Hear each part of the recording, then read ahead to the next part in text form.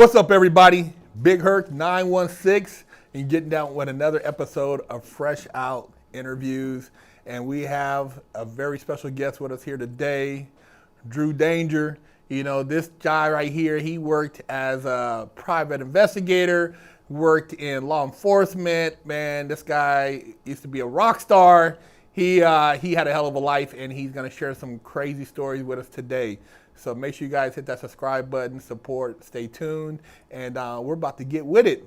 So Drew Danger, man. How's it going? Tell the people a little bit about where you're from, how you grew up, man, and, give us some background. Okay. Well, I'm originally from two areas. So I grew up in Cerritos, Inglewood area, and then my family ended up moving up to the high desert area. So Victorville, Apple Valley, Hesperia, places like that. And we ended up going up there to avoid the crime issue. You know, that was the idea, and crime ended up kind of coming down there. But yeah, they moved me up there, and I stayed up there from age 8 up until I was married. I think I was about 28, 29. Oh, wow. Oh, wow. So I was up there a good while. But it was an interesting time. So what was it like growing up, in high desert? I mean, compared to LA, people probably who never lived out here don't know. And I know, Inglewood, Cerritos is pretty fast compared to that. Oh, man. Okay, so at the time, this is like 1990, late 89. Okay. So you're looking at like, Roy Rogers was still alive because, Apple Valley is part of the high desert. Okay. He lived in Apple Valley, the R&R wow. Ranch and all that, the classic cowboy himself. Okay. Nice guy, by the way. I got to meet him. Okay. So he lived up there. So it was like Roy Rogers town, So you're like talking desert. You're talking a lot of yuppie people, Okay. that sort of thing. So it was very different. People that had money, there's a lot of people out there. So that it was like had money. Leave It to Beaver, Cleaver type? It was kind of like that. It was kind of weird at first. It was kind of like that. And then there were nice houses, the suburbs, much bigger houses. Because the house we had in Cerritos was like a 1-story. It was kind of a smaller house. Mm-hmm. And then when you came up to the high desert, you'd get a 2-story house for almost, pretty much the same price. So everybody was getting these big 2-story houses. Some of them had swimming pools. You were changing the environment completely. So you were living much nicer. The air's clean because, they don't have any smog down there. Okay. So you had the clean air. A lot of people were coming that had asthma, stuff like that, were moving up there. But the thing was, once you got up there, it was just a different thing because they didn't have a lot of stuff. They just opened a mall. I think they just got a Toys R Us. I think there was a Target. It was like a In-N-Out, way in Hesperia. You had to drive out. So one of everything. One of everything or none of everything. Okay, okay. So to answer exactly, when you're living in Cerritos, you got this place, this place, this place, this place, this. You get up to Victory, you got this place. Maybe that's it. What was high school like there? Oh boy.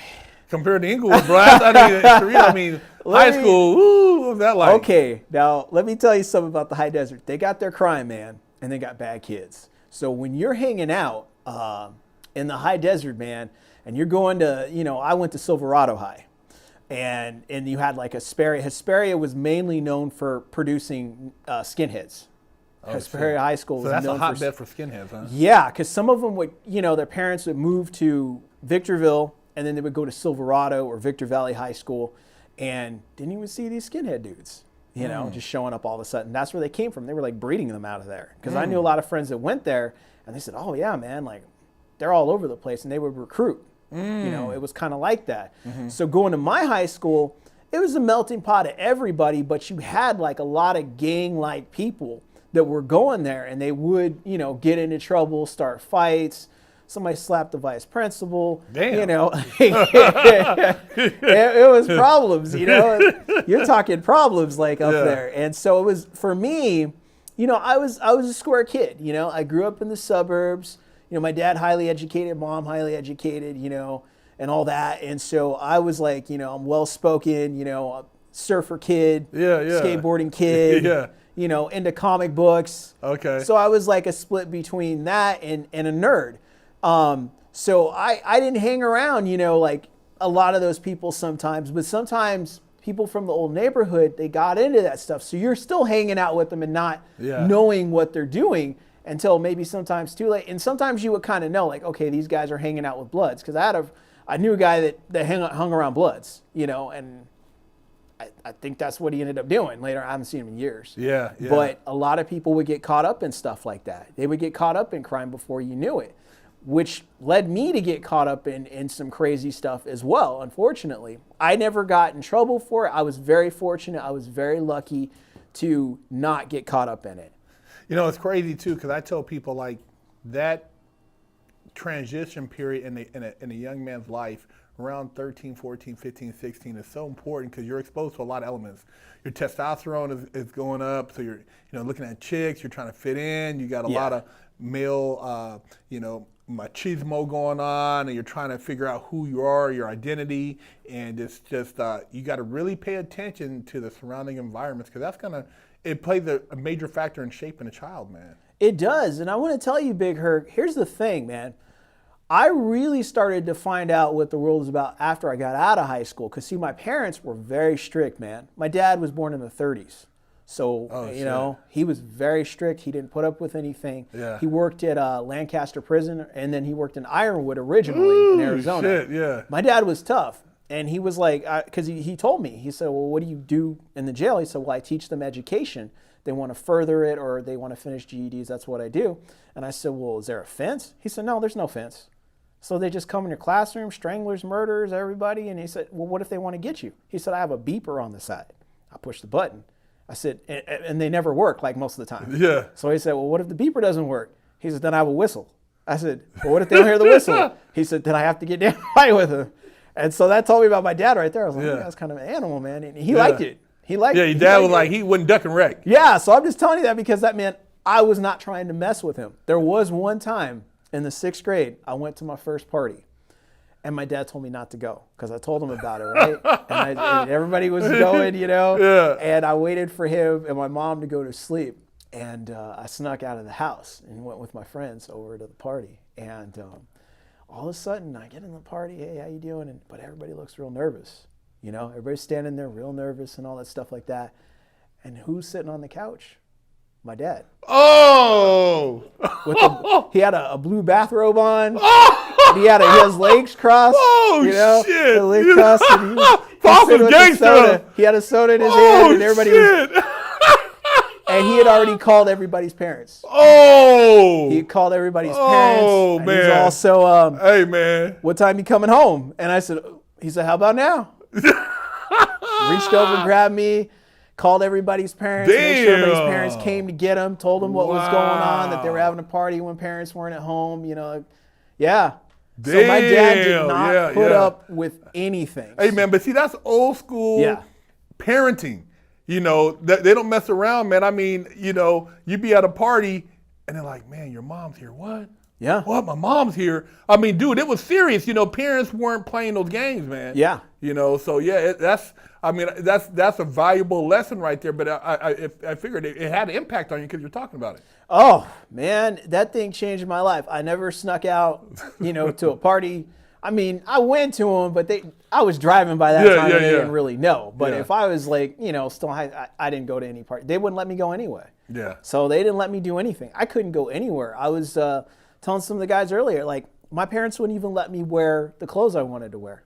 I had to wear the nerdiest clothes. wait. The court classics that they sell at Costco, the shoes, the old man shoes, the white ones. You see old dudes wearing? My dad wore those. And guess what? He knew it was embarrassing. And guess what? He made me wear them to school. That's right. He's like, these are your new shoes. So I had to buy shoes from people at school.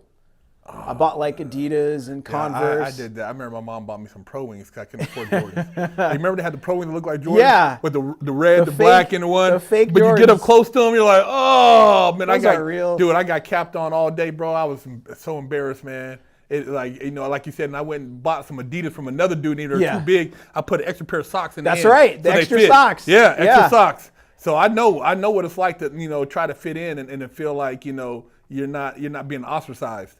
Yeah, I got my first pair of skateboarding shoes late 10th grade.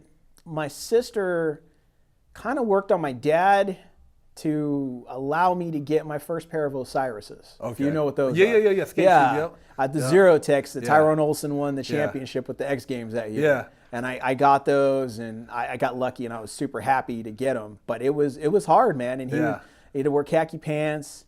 no band T-shirts, no, graphic T-shirts, none of that stuff. They didn't go for it. So what I would have to do is I'd have to bring clothes with me, and then switch them out, and then hope that my parents didn't come to the school, because they were at the school a lot. They were always checking up on me, because they kind of just were just like, oh, I think we got to watch him, and they came down to the school and they'd surprise you.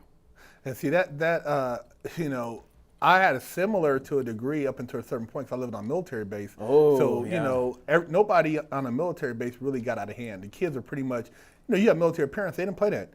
Man, you get ass whooping. It wasn't no snitching, it wasn't no tattletelling, but wasn't nobody stealing or doing stuff like that. You're really looked at as like, because you're the discipline you had at home. So it's totally different. So I can totally relate to that. And skating, I skated too. So that was right up my alley. So after high school, what kind of transpired after that?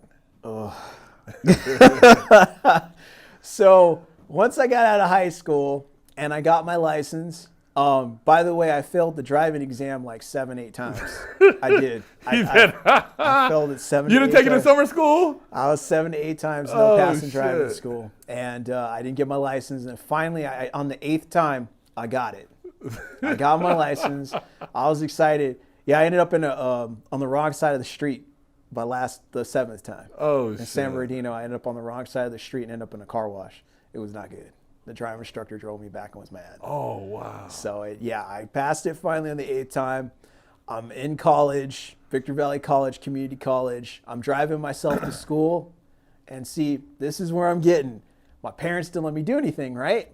So now I'm on my own. I got a few dollars. I'm driving myself to school. You're working a college schedule, so it's no more high school. Hey, here's a slip. You showed up late to class. You didn't go to class. No, you go to class when you want to. Yeah. And if you don't feel like showing up, you don't feel like showing up. You come in late, you come in late, unless your teacher's just like, I don't allow late people. But for the most part, you're a grown up. Yeah, you're an adult. You're instant grown up. Well, I didn't understand that concept. So when I got to school, oh man, I was out. I was like, I get to hang out with girls whenever I want to. I get to drive here whenever I want to. All I have to do is leave the house by a certain time to to give the illusion I'm going to school. My parents didn't know what was going on. They're not coming down here. They won't hear it. You're on your own thing. You're an adult here. So I went out and I was partying and going to Disneyland, and I was doing everything. I was going to Disneyland back to back some days. Back to back adventure. Now, for those who don't know, that's like almost like a 2-hour drive, isn't it? Yeah. That's 2-hour drive. We just go places like, we want to go down to Dr. Strange Records and pick up some stuff. Well, let's go.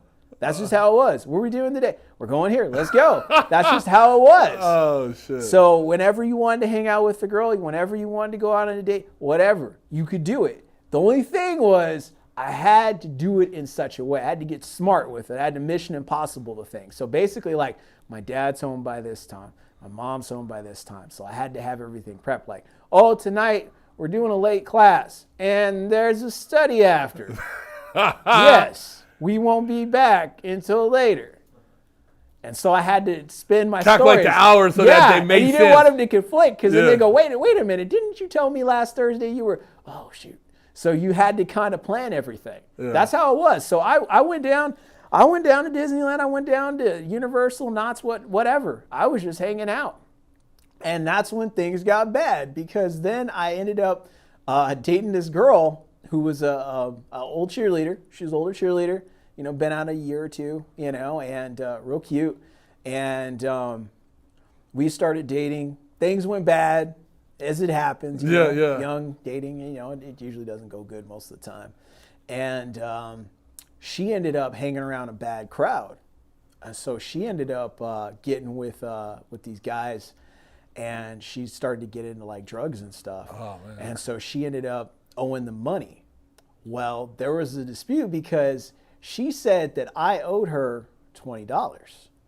And the reason she said that, it was because she wanted to not get in trouble with these guys, you see.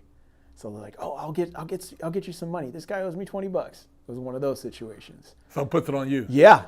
So I get this guy calling my parents' house, scary dude. And he's just like, look, give me my money and we won't have any problems. I was like, I don't owe you any money. And he's like, give me my money and we won't have any problems, because she spun the story in such a way, you know? So I'm going, oh, shoot.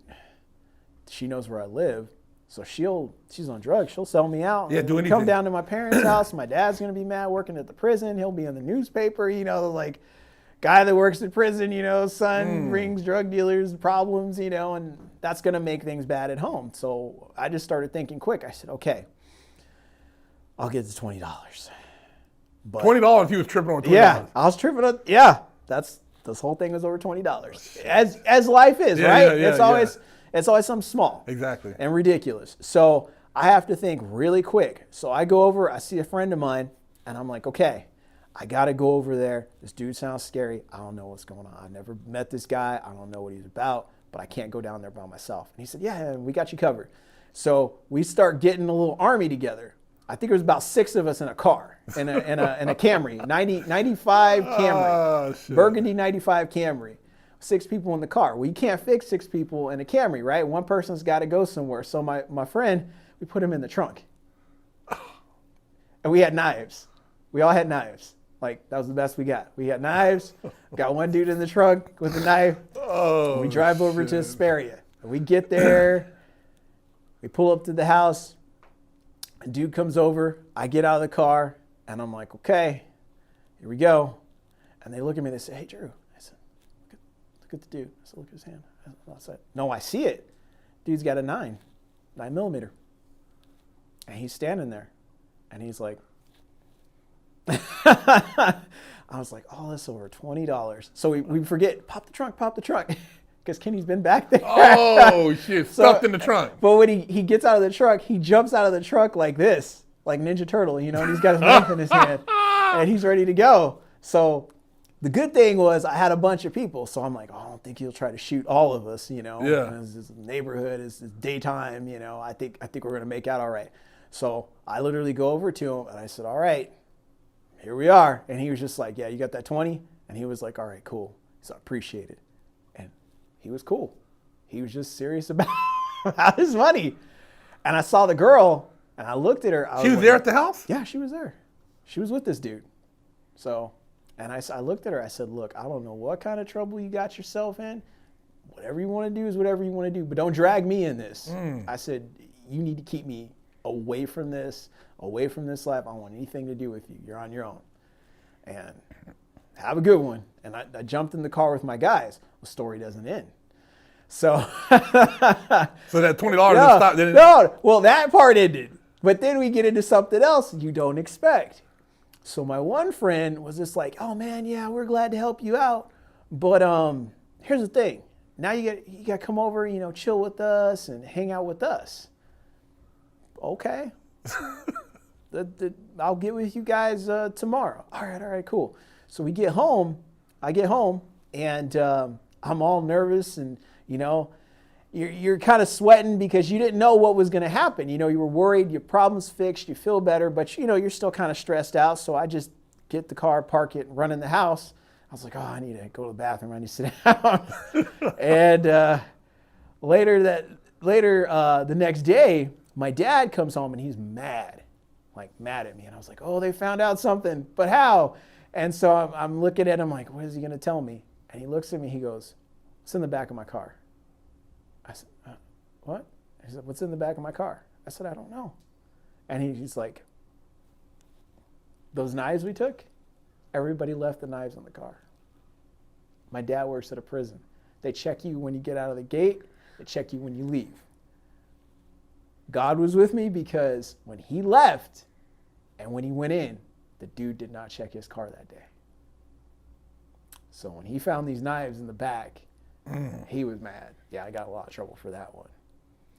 Then after that, well, I had to go, you know, hang out with those guys, right? So I'm hanging out. I go over to my friend's house, big tree, nice house, you know, mom's there, you know, they're cooking and everything's nice. And go back to his room, listen to music, whatever. And all of a sudden, he pulls out this big marijuana plant. So, man, check this out. Look at this. And he's like, oh, man. And all the other guys, let's roll some. And I'm like, because I didn't do drugs.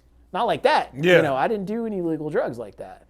And I was like, oh, shoot. Like, I don't do drugs, guys. And they're like, oh, man, you know, whatever. You want to be square and be cool, just chill with us. And they're sitting there smoking. And then all of a sudden they're like, hey man, we got that X. We got the X. Pull out the ecstasy. Yeah. So they're sitting there doing that, getting tripped on the drugs. And then the dude's mom comes in. And I'm like, oh. And mom's like, hey, you guys get that new X? Did you guys? The moms are yeah. down. Moms are down with it. But you guys, Cold milk. You guys get the crack. You guys get this. You guys try this out. Oh, yeah, Drew, have some. It's on me. It's on me. It's not going to cost anything. Just don't tell anybody. Wow. And I'm going to get to why. She's like, don't tell anybody. Don't tell anybody what's going on. Don't tell anybody what I do. Well, in a short way of saying it, mom was one of the biggest drug dealers in probably San Bernardino. Damn. That's what was going on. So she ran an operation. She had foster kids and everything. She had a whole business going on. Wow. And she kept it under wraps. And she sold to all sorts of clients. One of them happened to be a superintendent at one of the schools in Apple Valley. Wow. He came over and was like, yeah. He's like, hey, kids, how you doing? He was hitting on the shoulder. He walked in, and he got his cocaine, and he was all, stay in school, kids. All right, I'll see you guys later.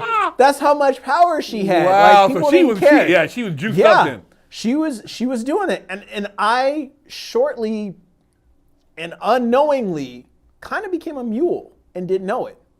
All I did was, hey Drew, you got the car today, you driving? Can you take me down to this store? Can you take me down? And I was going to the houses dropping off the stuff. Oh shit. I had no idea. I had no idea what I was doing. How old were you at this time? 19. I was 19. The moms had you making runs. Yeah, and I didn't know it. And she would always offer for free. She's like, oh yeah, you guys want some of this? Because the other guys would be in the car like, oh, can I get some of that? Yay. Yeah, thank you, Mom. Oh, no problem, Mom. Yeah, and they would take it. Oh shit. And they would be messed up. And I was just like, I didn't sign up for this. Why am I doing this? Wow. I know they helped me out. Yeah, I'm yeah, trying to be loyal. yeah. But man, I really don't want to get caught with this, because all we got to do is the police just have to pull us over and say, oh, looks like your taillight's not working. Hey, what are you guys doing back here? It's a done deal. That's Yeah. it. It's that easy. Yeah. So I was real careful with that. But me being this accidental mule did not help me out at all. And I was trying to I was thinking about finding a way out of this, you know.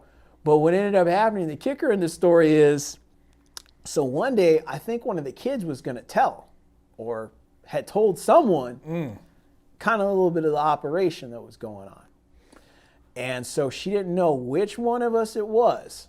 So she set us down individually, much like we're sitting, you know, the kitchen table though. But she was gangster with it. Oh yeah. And she looked at me and she said, so I'm hearing and I'm understanding that somebody may have told. I said, told what? She said, about my operation. I said, not me. She's like, I don't think it's you, but I just need to make sure. She's like, there's not going to be a problem, right? I said, there's never going to be a problem. I respect you. There's no issue. She takes her gun, sets it on the table. She said, I need to know, is there going to be a problem? And she looks at me dead serious with that gun, tapping her hand on the table. And I go, not out of me. You're not going to have a problem. She said, that's great. She's like, see, I like you, and I didn't think there was going to be a problem. And wait, here's the kick. OG likes this when he turns, she goes like this, cookie? I'm like, no, I'm okay. She's like, oh, okay. I said, that's cool. So that day, I said, man, I got to get out of this. Did she find out who told? I think she did. I'm remembering now. She's a good interrogator. It's been a while. And Yeah. I was like, I think it was the kid that was kind of a wealthy kid. And I think he was the one that was like, oh man. So yeah, I got into that, and then I made up a story. I was like, my parents worried. I got to go back to school. And getting in trouble. I got to get out of here. I got to go away. Yeah, and they're like, oh, that's cool. You can go back. You know, we don't want you to get in trouble with the parents because they don't want any heat. Exactly. On their house. Exactly. So I kind of went back to school. Kind of. Yeah. Oh.